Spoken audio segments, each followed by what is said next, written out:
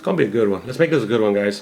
What is up, guys? Welcome back to another video. I've been getting a couple messages on Instagram, on Snapchat. Every now and then I'll see it on the YouTube channel on what voids your warranty. What can you do to not void your warranty? Because I mean, the 10th gen SI is still a new car, and not just the SI but the 10th gen in general, and you can pretty much use this for any other car brand out there. What I'm going to be talking about are not power mods. So these do not void your warranty. These are just mods that will help you experience the car a little bit better, make you like it a little bit better, handle better, and or just overall have a better feel of the car, if that makes sense. These are mainly going to be for the 10th gen platform, as I like to say, my 10th gen SI. You can also use these on other cars as well. Not sure if they're going to have the same mod list or not, but just keep that in mind.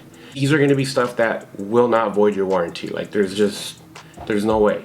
So, and look, I know when it comes to an intake, when it comes to an exhaust, the dealer has to prove what you did to your car was the reason on why so-and-so failed. Now, for example, if you only have an exhaust, you didn't touch the ECU, and you started leaking coolant into the engine, then that's a defect from factory. They will fix it for you. They have to fix it for you.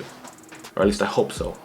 Some dealerships could be really pain in the ass. But in general, the rule of thumb is they have to guarantee what you did to the car will void the warranty.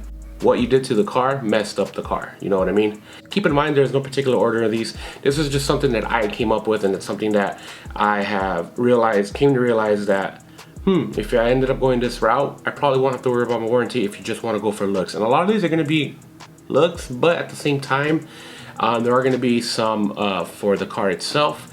And keep in mind, if you do have a base model Civic or a hatchback Civic and it is an automatic, some of these will not have anything to do with you. So keep that in mind. Number one, new wheels and tires. Now, with the tires that you get with these cars, 235/40, at least on the SI. I'm not too sure how it is on the base model and the Sport. It might actually be the same. It's good for the tire size that it has. It's not bad if you want to get better or bigger fitment. Right now I am running 18/9.5 plus 38 offset, which is really popular in the 10th gen forums and in the 10th gen platform itself. A lot of people like running 245/40 or 235/40. They like using the stock tire with that. But for me, I'm actually running 255/35.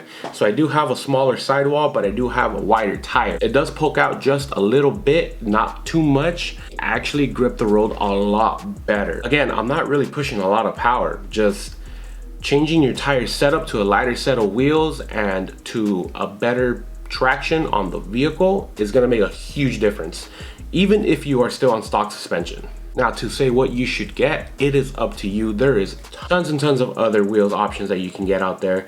You don't have to get 18/9.5 plus 38. You can get 18/9, you can get 17/9.5, you can get 17/9, 235/40, and like there's so many different combinations you can do with this car. But so long as you get a lighter wheel and better tires, you will feel a difference even in stock form. Next, for my stick shift guys, cable bushings. Now, cable bushings are always one of the first mods I like doing to my cars, especially if I have a stick shift. If it's an automatic, can't really do that. But in a stick shift, cable bushings, they go right inside the engine bay. I do have the Perrin cable bushings. A lot of people like going with the Qt. I wanted to try Perrin. My boy Hector has a Qt. They feel the same. A Qt just feel a little bit sharper, but with Perrin, for the $35 that I paid for it, I'm not mad at all. I'm actually happy with the results that I got with it, and it helps you shift better. It makes you get into gear a lot smoother, and it feels more precise. And that is an easy mod you can do to your car. Another one I like to talk about is the pedal adjuster. A Qt actually sells one. I believe there's another one out there as well, but I opt for a Qt just because my fiance actually got me one for Christmas. And after driving that and driving another 10th gen without the pedal adjustment, I can't do it. It does not feel right to me. I feel like the OEM pedal is just too far back, not even just for heel towing, but it is just too far back from where I feel more comfortable in. And I feel like I have to like actually give it a little bit more, I guess you can say, reach for it. I don't know, but The nice thing about this pedal adjuster is that it does bring it up forward to you about maybe about half an inch. It makes a world of a difference. You could also move it to the left, you could also move it down, you could also move it up. It has 3 different options, A, B, and C, on this Acuity pedal adjuster. I'm rocking it on position B, which again, huge difference, and it actually helped with heel toeing a lot better in traffic and when I'm doing canyon runs. The next thing is a short shifter assembly. There is tons and tons and tons of different variants of what you can do with this car. You can get hybrid, you can get Acuity, you can get torque solution, you can get Boomba racing, you can even get a Type R shifter onto this, and it works just as well. You don't even have to get the whole assembly. You can get an adapter. Acuity sells a couple of them. I believe Skunk 2 sells a couple of them. Like, there's so many different varieties of this. What I'm getting at is a short shifter does make a huge difference to the car. Now, when I'm talking about the short shifter assembly, I'm talking about the base bushings, I'm talking about the shifter itself, I'm talking about the rocker, I'm talking about the spring, the center spring, like the whole package. I opt for the Torque Solutions one. Here's the install video right here if you guys want to check that out. You know what? After driving it for about a week and a half, it feels great. I have driven the Acuity before. Acuity is such a good one as well. I have yet to drive a hybrid one, and I have already driven a Type R one. Now, a lot of people like getting the Acuity because of the brand name. They know that it is one of the best out there, and because of all the options you get with it. It comes with the whole assembly itself, so you do have to take out the whole center console to install it properly. But when you do that, you have so many different options. You can adjust the height of it. You can shorten the throw to however you feel. You can adjust the rocker, so when it's adjusting left and right, the center spring that comes with it, like, it comes with the whole shebang, you know what I mean? Same thing with hybrid racing. Now, if you do just get the Type R assembly, it's just the Type R assembly, like just a short shifter. Like, it's just the one specifically from the Type R that people like putting in the SI. It fits just as well. Now, the Torque Solution, the one that I got, I bought it with the base bushings, I bought it with the rocker, I bought it with the center spring, I also bought it with the short shifter itself. You do have to do just as much, if not more, work on this one than you have to do on the hybrid or the Acuity, because the Acuity and the hybrid, all you do is just replace the assembly and adjust it to how you like. With the Boomba Racing and the Torque Solution, you have to take out the actual shifter. Like, you have to hammer it out. You have to take the clips off, take off the assembly, and actually hammer it out, and it comes out.